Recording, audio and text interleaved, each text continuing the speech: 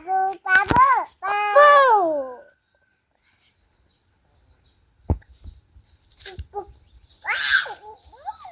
ช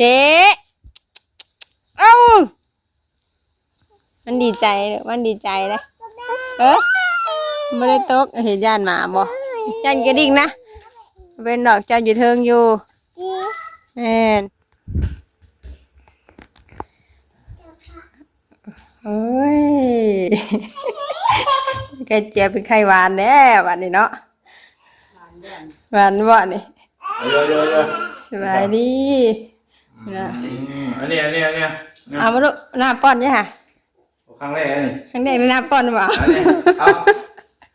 เอาป้อนนะรับเอาลูกคนบ่กินไหนว่าคนคือบ่เอาไหนอันนี้ตัวป้อนนี่เด้อเอาไว้ลูกเอาไว้ลูกน้องป้อนหนาไหมบ่อยาก น้องบ่อยากแม่นี่ป้อนตัวนี้กินลูกกินได้บ่กินล่ะเอ้ยเก่งจังเลยข้าวบ่ลูกได้กินข้าวบ่อู้ฮอดเลยนี่ปบให้ฮอดให้รับฮอดป๊อบมาพี่ฮอดยันร้านอย่าให้รับแต่เพื่อนนะอีกแล้วป่ามันโอ้ยหมดทีนี้ยังหลายอยู่จังเนาะหมดยังหลายอยู่แถวนี้ตกลงไปแล้วเป็นยืดๆว่ารถเนาะอยู่ว่าออกไปยั่งอยู่น่ะสวยสายนอนดีๆติมาดีไปมันลูกเช้าก็เข้าได้ขึ้นไปเลยยังหายดีแล้วนี่มาอยู่เห็นเลยอยู่ชักมูจะก็พอจะไปกระเป๋าก็เนาะคือช่างหน่อยๆกัน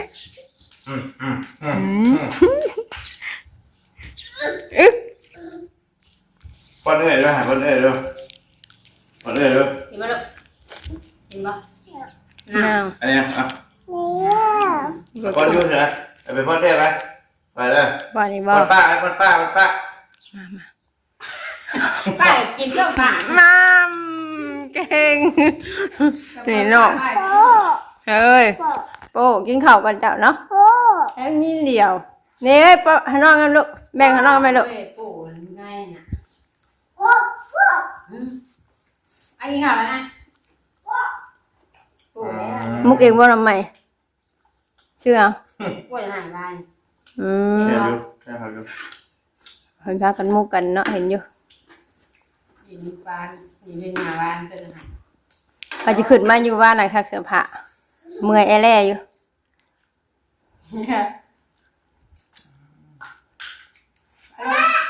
ข่าวยังเด้อไปเด้ออ๋อคนออกมาในป่าขอบใจหนำข่าวยังยิ้มเจือลูกด่ะยิ้มเจือกินยิ้มเจือบัดกินก็กินข้าวนะบัดพ่อดีบ่กินนี่ไม่ค่อยกินได้เดี๋ยวนี้นะคนมึงกินข้าวเลยอุ้ยอ่ะไปกินขนมกินนู่นนี่นั่นก็อีไปพอจะลอยไปได้ได้บ่นี่เนาะฮะมึงแมวข้างบ้านบ่แมวไปกินยั่วนี่หลายบ่หูทันเลยดิแมวมันเบิ่งนะเอ้ยต่อขี่รถเนี่ยเลยทางใดพุ่นละเอาพุ่นพี่อยู่พี่นี่ดิลงไปนั่นนึงก็ได้แล้วลงเลยเลยไปยังหน่อยลงเลยเลยไพ่คือชั่วโมงเนาะไพ่รับเนาะชั่วโมงอะไรวันอาทิตย์ไม่ได้จ่ายค่าไฟบ่วะไอ้กินข้าวกัน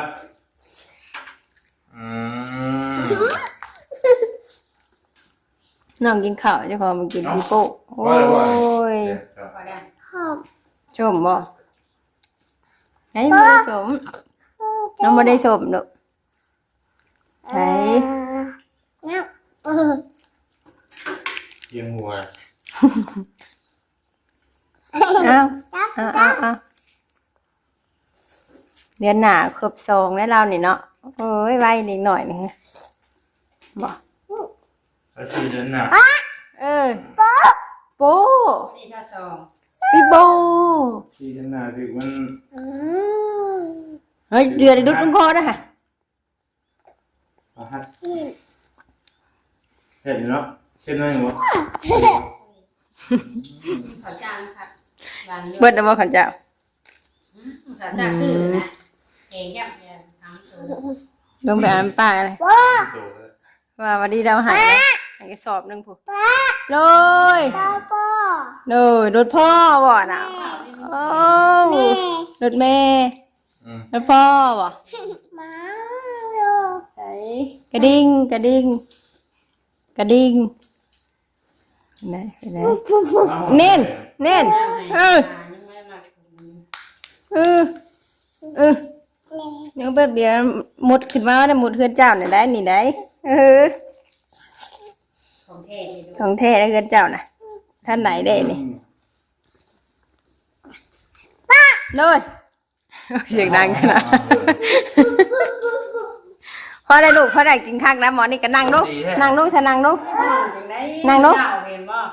กระถิบมึงเนาะ แม่ตื่นเช้าแล้วมาปลุกงัวแม่เบิ่งตีบากหน่อยเบิ่งแม่มาตีเขาก่อนละแค่โดนดินเบิ่งเติบเลย รับไปดิถ้ากันรับไปเดี๋ยว เป็นรับอ่ะ ห้องเด้อให้เด้อ โอ้มาอีกแล้วมันยังไงนะของพ่อบ่ ของพ่อของลุงพ่อจะนั่งสีสั่งต้องจ้างหรอกอันหน้ามันหมดตกโป๊กแนวเป็นบ่อยากได้แนวเป็นอยากได้รักตังค์ตกโป๊กแกะหน่อยเนี่ยไม่เป็นบ่อยากได้บ่ได้ตรงโป๊กบ่ตรงโป๊กอยากสร้างได้ทีละ น่ากระจังนะคะหน่อยๆเอาฮะกะตามชิปตามชามนี่เด้ราคามันก็แบบว่าต้องเอาไปว่าให้โอนได้เก็บใบทางครับเก็บใบทางเขากับบดซื้อ เมียมาเที่ยงคือว่าโดนหลอกบ่ แมน โดนไป เซนสองหาลุง2 เซนหามาเสีย จำได้เป็น มาเสียงกันถึกคือกัน โดนก้อนครับ แม่นโอนกันโอ้ กับโอนก้อน ของไผ่ของไผ่ของไผ่ งามบ่ งาม งาม เสืองามบ่ ไปเก็บเด้อบายเด้อ เลย ช่างเชียงเพราะว่าลุงเชียงกินแล้ว ในว่าของเสียงบ่มันเป็นของลุงเสียงแน่น่ะของลุงตัวได้มันเป็นบ่ลุงเตียงตัวได้นี่น่ะไปเก็บไปไปเก็บไปไปเก็บเด้อไปเก็บเด้อ ไปไป ไป เชียง ไปมองข้าว เสียงกันเสียงเหยียบให้เหยียบลูก เอาดื้อๆนะไปดื้อ เชียงขนม มันแต่มีของมีค่าจ้ะนะมาดูแปะกันฮะเสียเงินไหนละฮะ หอมเนี่ย หาน้ำหอมจ้ะครับไม่ หอมเป็นผ้าก็ ไม่ขึ้นนางนากับโลก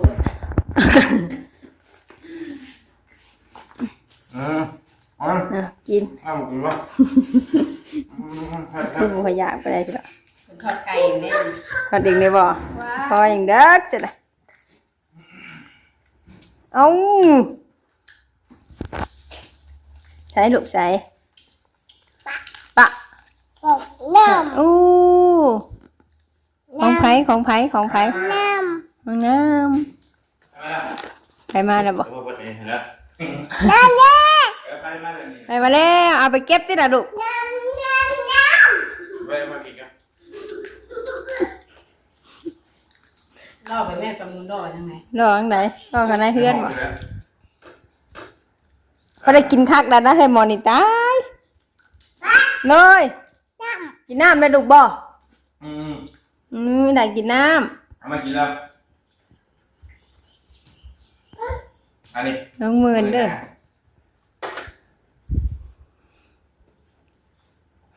มีได้กินนะเป็นประตู มันมีจ้ะ มีอยู่ใช่ไหม ชิ้นหมูก็มีเลย จะกินที่หินหมูจะเพียดด้วยจ้ะกินได้หลายกินหมูก็ได้ มีกระลาแล้วหมู ไปข่าวในเฮือนป่ะข่าวบ่เยอะข่าวในเฮือนป่ะอยู่ในเฮือน อ่ะ อ่ะ เอาแม่อันหมูถือกับเพื่อนได้ฮะ เดี๋ยวไอ้พอไปดินี่ลูกเด้อนี่อยู่ไหนเด้อ ไปโอ้ยเปิดไฟกันเด้อบันนี้เด้อรอเข้ามาในเฮือนเฮ้ยโดยเปิดไฟกันฮัลโหล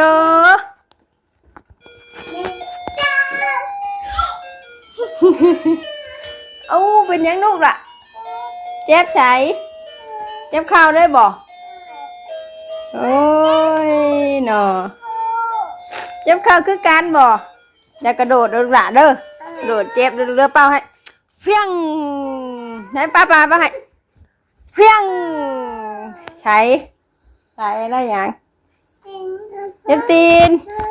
คันยุงกัดบ่เด้อพ่อไปขี่พ่อไปขี้แม่เขาแม่นางกินข้าวแม่ไปเข้าห้องน้ำปิ๊บบายบายใช่เจใช่บายบาย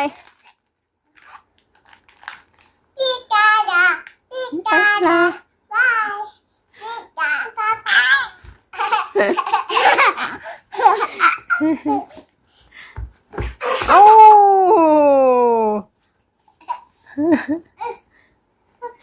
ใช่ตึม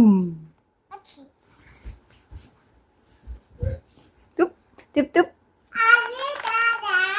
ร้องเพลงใช่มัมอ่ะหายใจเด้อ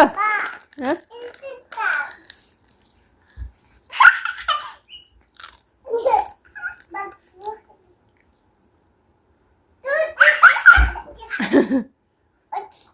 เฮ้ยโอ้ย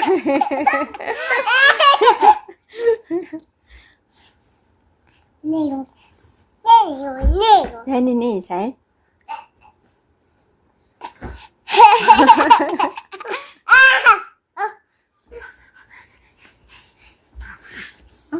เอา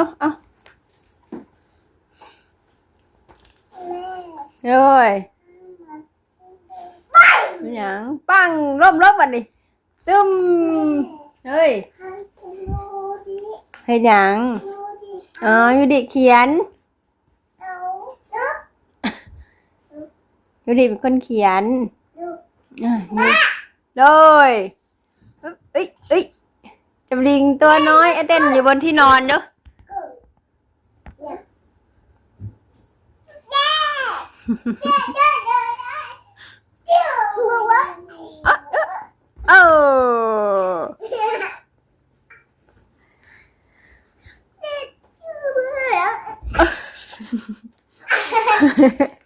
อุ้ยล้มสลบ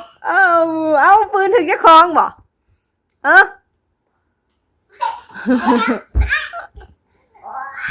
อา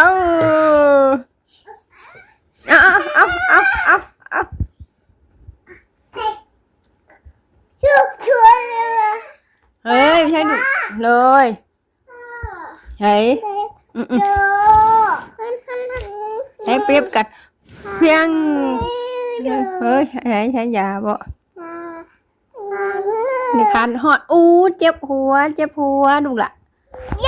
เอ้าให้ตีหัวเจ้าของเลยยุ่งใหญ่บ่ดูบ่ยุ่งใหญ่นี่เปหัวเจ้าของเว้ยเอาโดยฮะยุงกัดยาให้ยาท่าบ่ยาท่าอย่างนี้แค่คันบ่ไหนแค่คันมาท่ามาใช่ไหมฮะโดยแหละลูก โรยเลยโรยแล้วบัดนี้มาใกล้แม่พี่เป็นจิท่าให้มาเนี่ยแม่นอย่าท่าพื้นอยู่บุดิท่าคันอยู่บุดินี่นี่นี่มาไปเชียโรยสิโรยเดี๋ยวเ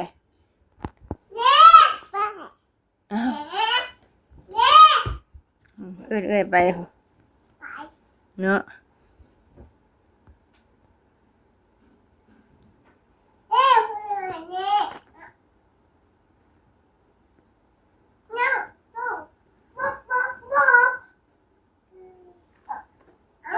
นายร้อนขัง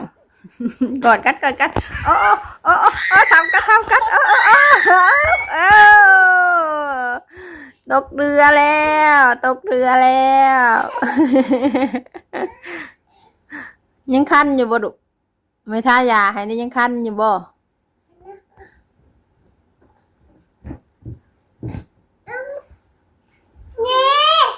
นี่ให้เอิญนี่โดยให้มาเพิ่งหาเอิญไปขี่แล้วขี่บ่ดุบ่ยุ่งบ่อะไรแม่วะ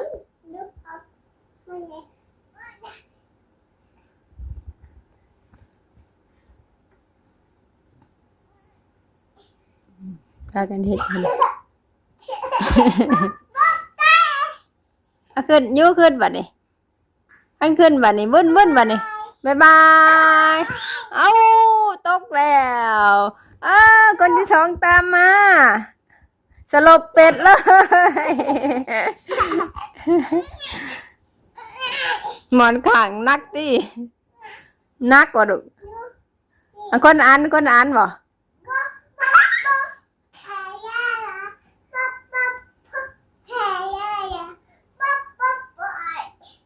ว้ายมา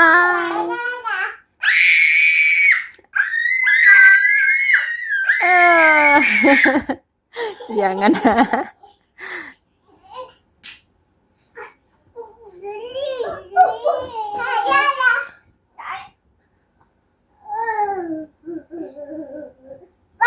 โดยปุ๊บปั๊บคือคันแท่นี่คือคันแท่ดุไปเบิ้งหามาไม่เบิ้งไม่อยู่หะโดยมันก็เป็นห้องใช่ดุนะฮะเก่าก็เป็นอย่างเช่นมาเบิ้งน่ะกินนมเลยพุ่นอ่ะมันเติมพลังกันทางนั้นในเจ้าเราบอกกินนมเริ่มบอกกินนมแล้วเจ้าฮะโดยนี่คือคันแถวเลยใช่รูปบ่ไว้ย้องมายังนี่มุดแมนเพิ่งแมน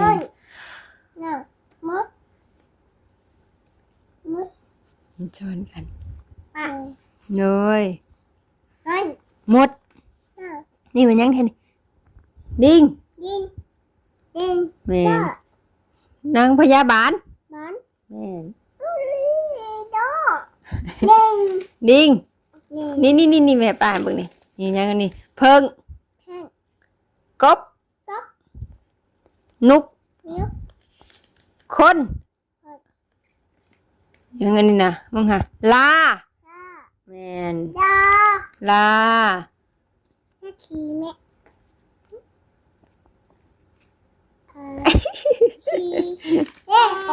ขอนี่คอตัวนี้แบ่งกัน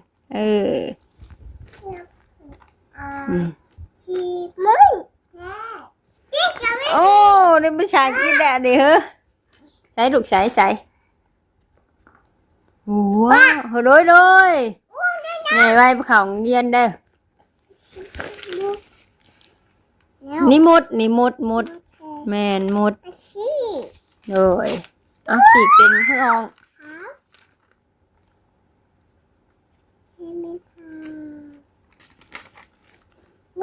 คิงยังน้องก็จักอะไรใช่เบิ้งเพิ่งอันนี้นะเพิ่ง นกนี่น่ะคิงแม่ลาโดยมันยังแมวบ่แมวเสือขาดบ่ได้ลูก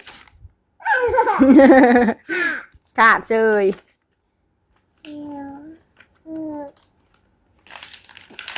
ฮะเพิ่ง